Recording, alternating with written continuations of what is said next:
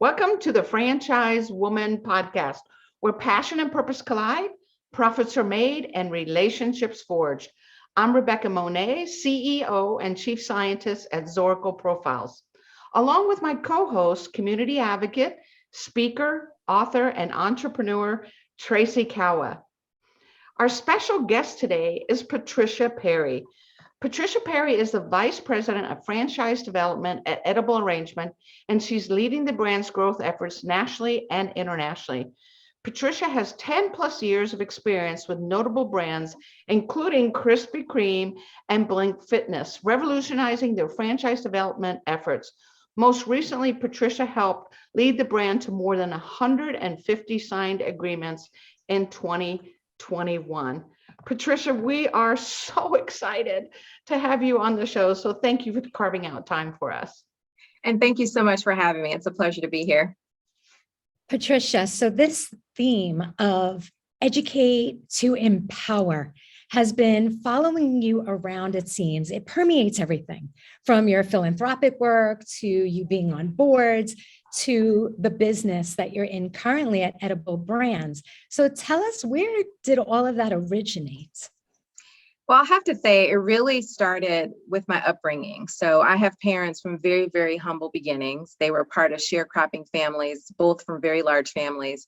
And they were the first in their families to get a bachelor's degrees and also master's degrees. And so growing up, the importance of education was instilled in me daily. They made it known that getting an education was not an option. You know, I had many options. I could do what I wanted to do in life, but I was definitely going to be getting an education. So they sacrificed and made sure that made that happen. And over the years, it's really been a part of what I'm passionate about and something that's very important to me as I pass this along to other individuals that I come across. Wow. You know, education really is freedom, isn't it? It creates choice, it creates opportunity. And those are all things that you are committed to. So, as Tracy pointed out, you're in various organizations, you sit on various boards. Tell us a little bit about the Yum Center for Global Franchise Excellence. You're highly involved there. You're just recently were selected to be on the board. Tell us a little bit more about their initiatives, your role there, and what we can expect. Yes, so the Yum Center has an exciting opportunity available. It really is about education, empowerment, and inclusion. So giving opportunities to underrepresented individuals across the nation. So they have put significant funds behind this, and it's an intensive franchising education program first, where we're partnering with a lot of the historically Black colleges and universities across the nation to get them educated on entrepreneurship and franchising. And then in some instances, they'll have an opportunity to actually own a brand. So that's what this initiative is focused on. And it's really a pleasure being on the board. That's incredible. I love how this whole concept of franchising is now becoming more mainstream. Yes. Right? Because years ago, what did we think of? We thought of the fast food chains. Mm-hmm. And I don't think that many people realize the opportunities that are out there. Can you address that a little bit? Yes, it's so true. I mean, many people know there's a McDonald's, they know there's Edible, but they don't understand the inner workings and the opportunities for themselves. So there's also, you know, the opportunity to own these locations.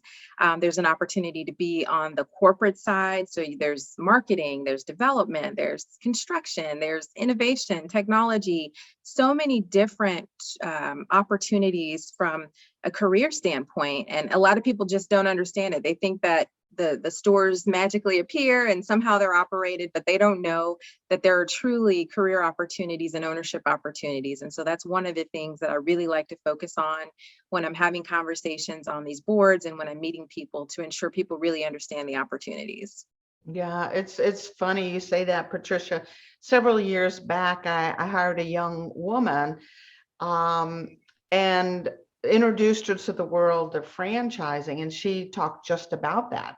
I thought these were all corporate stores. I thought this was some mega evil corporation that owned all these individual businesses. And I said, no, their mothers and fathers or families that are running those businesses that have put in their own cash and their own hearts and their own futures. They are entrepreneurs. And you pretty, at some point then when you drive, through a city or see a strip mall, all of a sudden you start to see each of these individual businesses run by men and women just like ourselves, that have made a commitment to be business owners. So it is about awareness, no doubt. It's all about, oh, I didn't know I could do that. That's kind of cool, right? Absolutely. Yes. So there's just so many opportunities, and I think more and more people are learning about it as the days go by, which is great. What do you see as some challenges, especially for women and for minorities right now? First, of course, is to just become aware that you can do this, right? And that this is possible. But what are there other challenges that are out there that we need to be able to overcome, we need to educate people about or make them aware about? Sure. I think first it's just identifying what opportunity is best to get into. So there are a lot of ways that we can educate people around all of the opportunities available. And then I would say the second stumbling block is financing. So a lot of times people have the passion and the grit and the desire to start a business, but they just don't have all of the financials required to qualify and to open a franchise. So I know that there are a lot of initiatives, both with edible brands and other organizations that are being put in place to help overcome those obstacles. That's incredible. Just removing the roadblocks alone, right? Yes. Both financially and from an operating perspective as well. Is that what I'm hearing? Yes. So as an example, at Edible Brands, we rolled out the Manage to Own program. And this is a comprehensive training program designed for people who have some experience operating, but they don't have the finances to start their own business. So it's really kind of a new pathway into franchising. And so this allows people to come through, have 90 days of intensive training. So they learn everything about operating the business, everything about hiring, everything about kind of supply chain management and inventory management. And then after they successfully make it through the program, they're awarded a store, and it's financed 100% by Edible Brands. So they don't have to worry about anymore, like, how am I going to finance this? And what will my payments be? And how do I qualify? It really is more around, do you have the desire? Do you have the grit? Do you have what it takes to operate? And then we'll handle the financing for you. I have to applaud that. I have to hands applaud down. that. That's tremendous. Yes. It certainly is. It's true. Giving people opportunity to show their true colors. I have what it takes. Just give me a break, right? Let me in there. Let me show you what I have. I know there are other franchisors that actually require individuals to have been managers at certain locations before they even award a franchise. So I would think not only with what Edible is up to there, that you're demonstrating grit, as you pointed out, but you're also demonstrating competence, where a franchisor like Edible Arrangements has a vote of confidence in you. We believe in you. You can do this. We're going to help you launch this business. I wish I would have had that opportunity at 30 or 40, right? It's amazing. It is I feel like shouting this from the rooftop. Seriously, people have the skills and the dedication and the heart to do it, but may not have the finances. This is so, like you said, innovative. It's very innovative.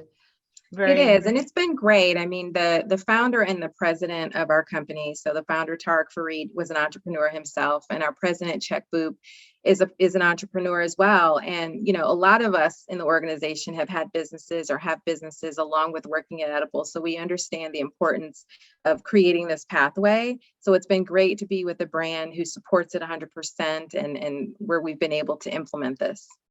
Yeah. A lot of what I'm hearing also, from start to finish, everything that you're talking about has a huge element of collaboration in it. Yes. Right? I understand that you are involved in an organization called Chief. Mhm. Can you tell us about the collaboration that goes on there and how it applies to the work that you're doing? Yes, Chief is a phenomenal organization. So it's all about lifting and empowering women from industries across the nation. And so we're seeing people that are CEOs, CFOs, founders, just getting started in their careers. And it's a wonderful platform for us. Did she freeze? In our daily struggles and in our daily wins. And so it's been wonderful being a part of the organization. They have speakers come in regularly virtually. We have core groups where we get together in a smaller group setting and discuss a number of topics. So it's been a phenomenal group to be a part of, and more people are joining daily. Is it an international organization, Patricia?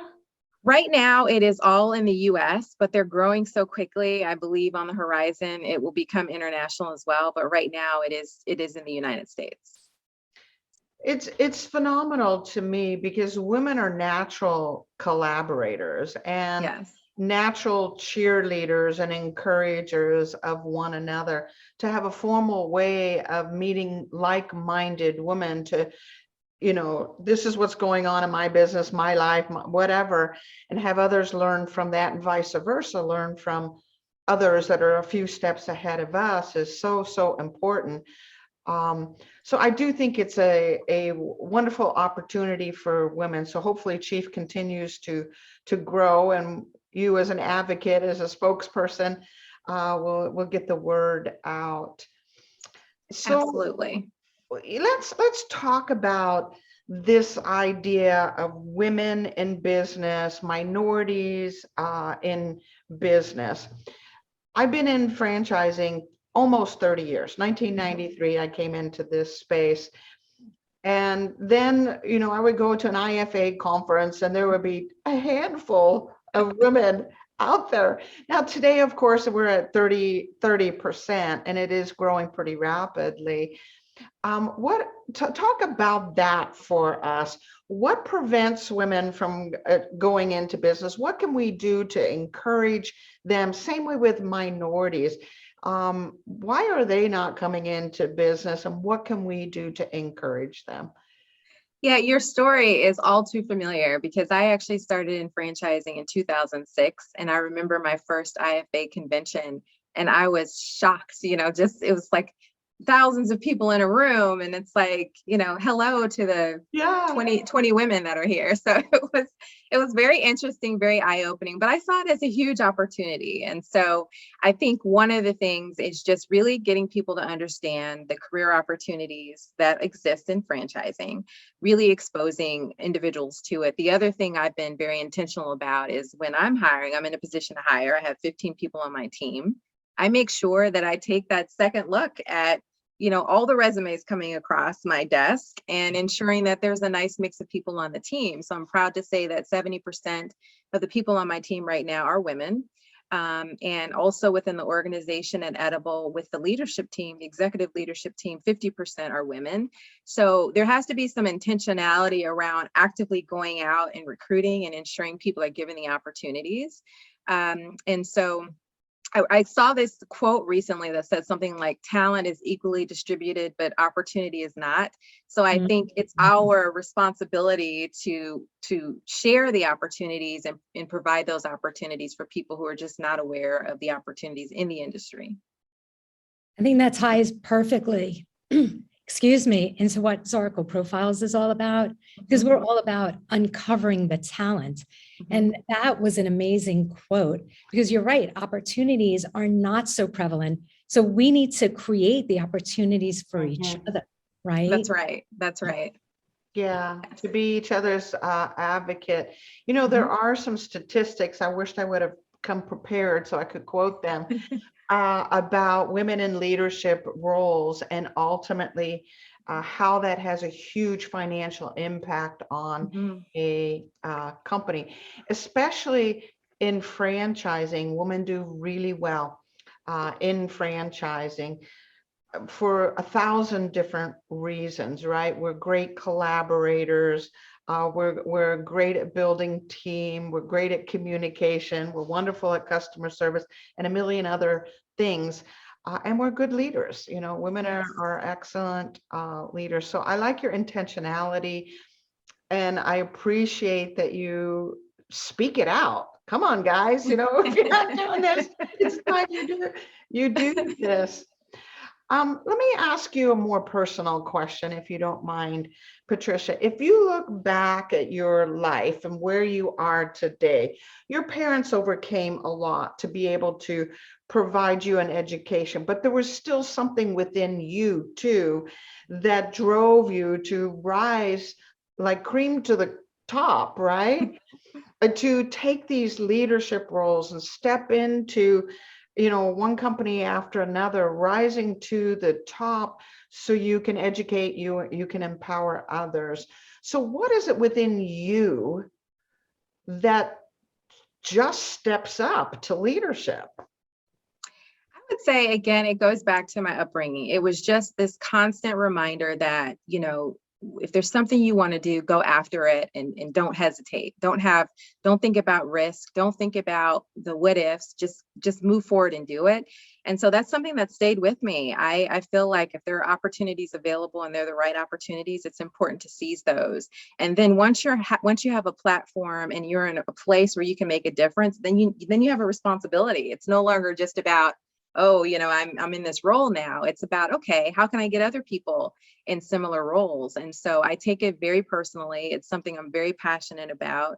And I see the opportunity. So it's really about not making an exception for anyone. It's really about taking people who are very talented, who have experience, who can do these jobs, and making sure they're placed in the right jobs and given the opportunity. So it's just something it's just within me. It's something that I'm very, very passionate about. And it's something that will always be a part of what I'm doing.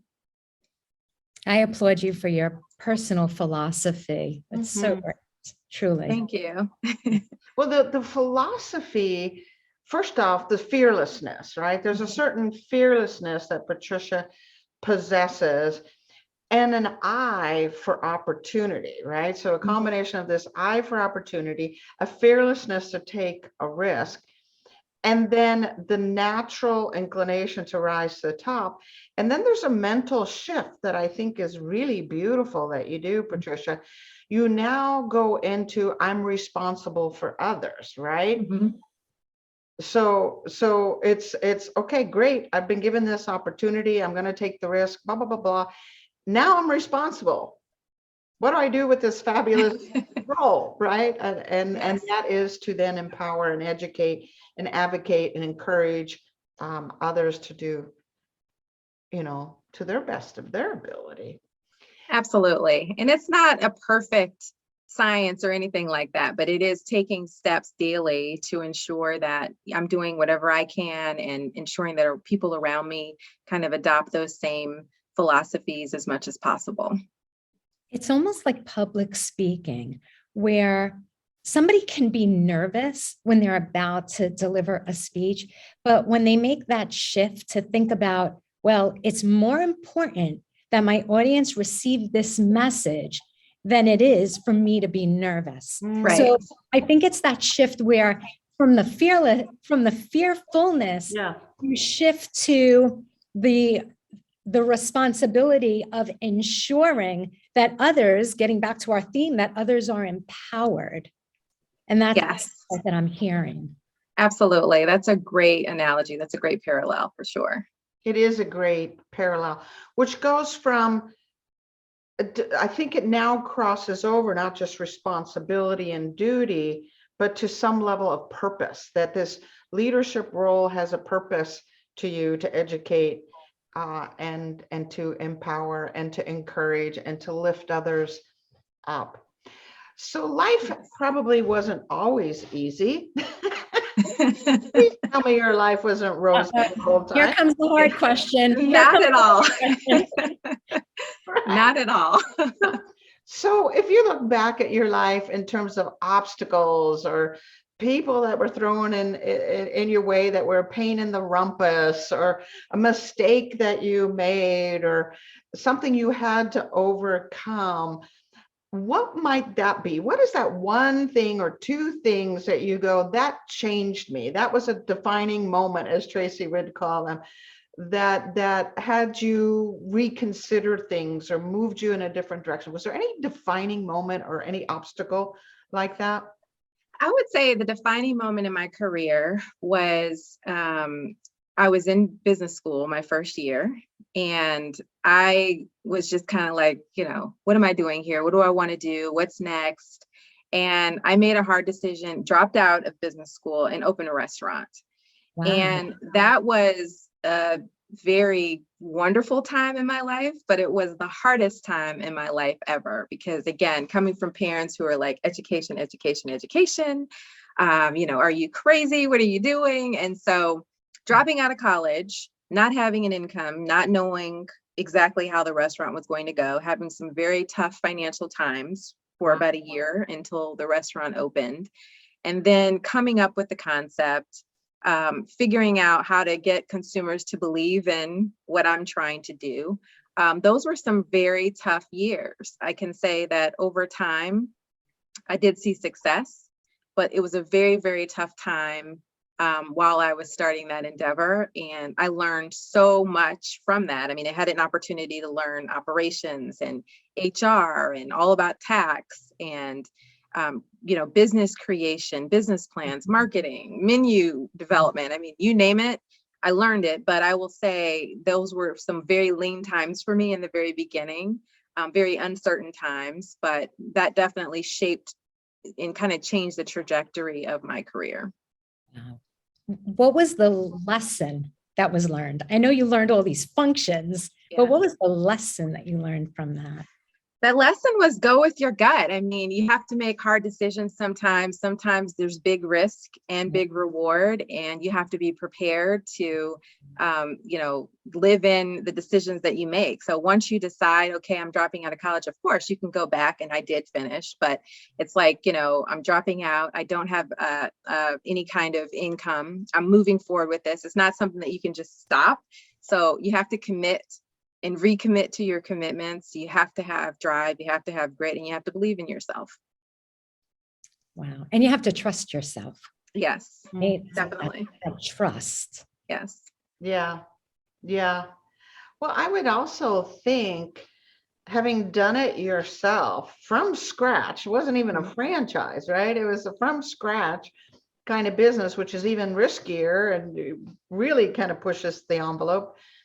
But it would make you quite empathetic and understanding of what those that are considering business ownership with edible arrangements, what their mindset is and what they're going through.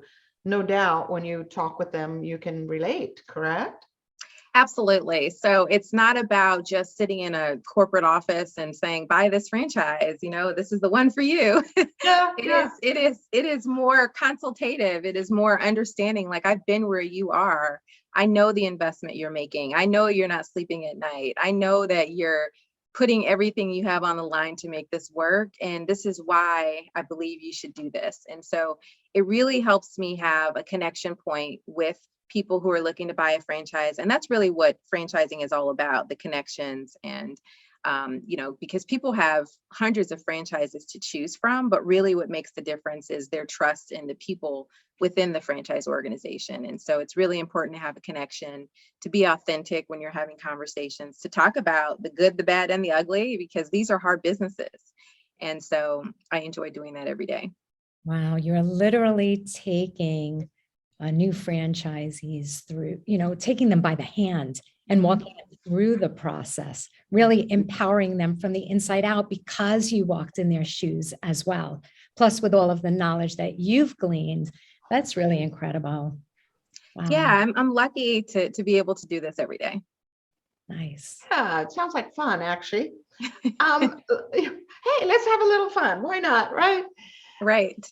So, Patricia, when you look into the future, the life of Patricia Perry, and we're writing your autobiography or whatever, what's your future like? What are you seeing, your role, your life? What's going to happen out there? What are you thinking? Well, that's a great question. While I don't have a crystal ball, I can say that overall my life has been a phenomenal wild ride with ups and downs and peaks and valleys. And so I see myself staying in franchising in some form, getting more and more responsibility over time with different types of roles. I see myself continuing on this educational path in some capacity as well. But franchising is what I'm passionate about, and just being in the kind of the food industry and just that business atmosphere. So it's definitely something that I'm very passionate about. I think over time, I'd like to get into possibly private equity and actually investing in businesses and helping people grow their businesses. But we'll see, more to come. I don't exactly know what direction I'll go in, but I do know I'll be doing something in franchising for years to come. I like that trajectory. Actually, I see you as a future chairwoman of the IFA. Wow, thank you. That would be certainly an honor. I can see that. I can see that because the International Franchise Association has similar goals, outcomes, initiatives, mission as you do, which is to introduce business ownership and franchising to folks who've not considered it, and to open their eyes to the opportunities that are available. You're in alignment with that kind of mission and that kind of let's educate people, let's bring them up to own their own businesses. So I kind of see that for you. And someday we're going to listen back, Tracy, to this interview when she's up there on stage and I told you so, Patricia. Called it. I'll have to remember this conversation. Goal number one. Yeah. So,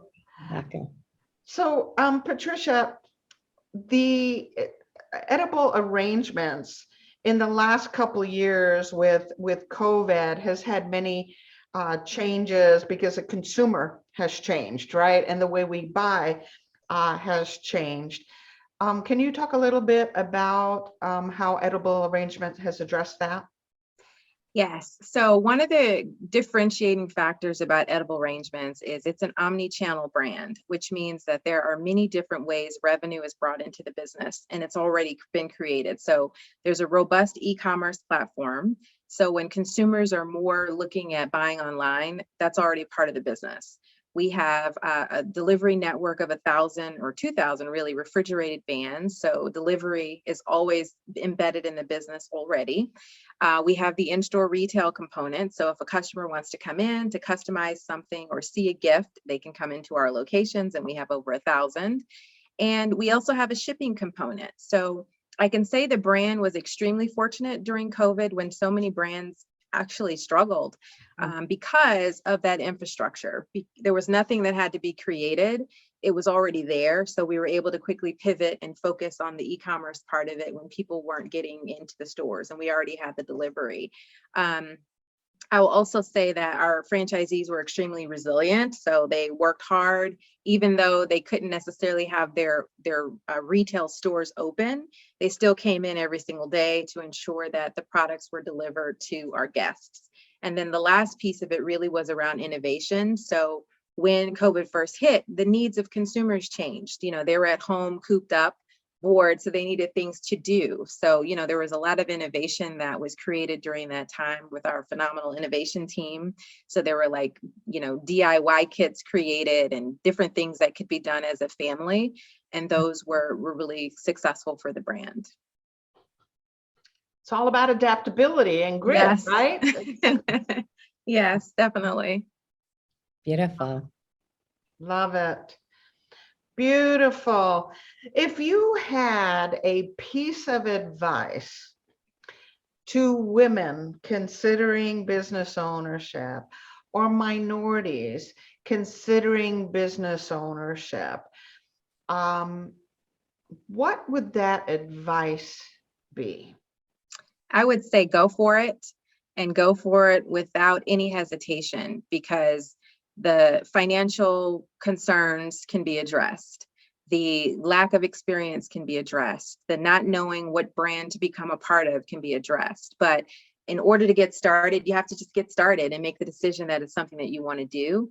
And again, it's not going to always be an easy road. The way I'm describing it sounds like, oh, just decide and it will happen. But, it's not that easy. But if you know it's something that you want to do, instead of focusing on why you can't do it, just try to take steps daily to make it happen. And eventually it probably will. So that would be my advice. Nice.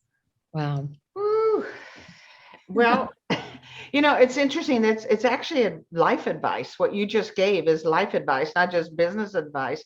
Take a step in that direction, then take another step, then take another step. If you don't know, you can learn. If you don't know someone, you'll meet that someone, you'll figure it out. But you gotta take those first steps. You gotta, make a decision and then put your shoes on and take a step, Absolutely. So, all right. Well, I have thoroughly enjoyed this conversation. I would love to get to know more about you, and maybe we can do that offline. But let's make sure that folks know how to get hold of you, to learn more about you, and also how to learn more about edible arrangements. Right. So to learn more about edible arrangements, you can visit ediblefranchise.com, and there's a lot of information there, and you can get in touch with the team that way. And then for me personally, I'm, on LinkedIn. You can reach out directly to me, and love to speak with anyone who'd like to connect. Beautiful. Awesome. And Tracy, words of wisdom, insights. What do we want to take away today? I don't know how wise, but I have to tell you that I am so impressed with the innovation and the education that's taking place, and just the portals of opportunity, these windows that you and Edible Brands are opening up for people who really deserve that opportunity. So just on behalf of everyone, thank you. No, I think really bravo, bravo, bravo, really way to educate and empower. Well, I really appreciate that. It's been a wonderful journey. I've been given really wonderful opportunities. And so thank you so much. It's been a pleasure speaking with both of you. Thank you, Patricia. And thank you, those of you listening in today to the Franchise Woman podcast, where passion and purpose collide, profits are made, and relationships are forged. We'll see you next week on another edition.